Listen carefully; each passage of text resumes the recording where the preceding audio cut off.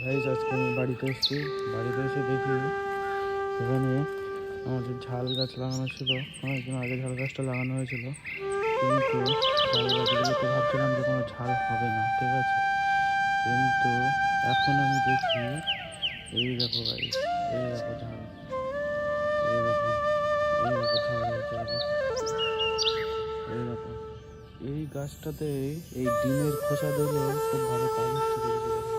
ক্যালসিয়ামের খুব ভালো ছোটো সোর্স তো ডিম, মানে ডিমের খোসা আর কি। দেখো ঝালের সাইজগুলো দেখো, দেখছো একটা ঝালের সাইজ দেখো, বাপরে একটা বিরাট বিরাট ঝাল।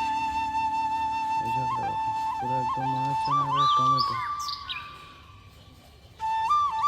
হেভি ঝাল হয়েছে। আমি ভাবিনি, দেখো এই দুটো দেখো, দেখছো। যদি এই গাছগুলো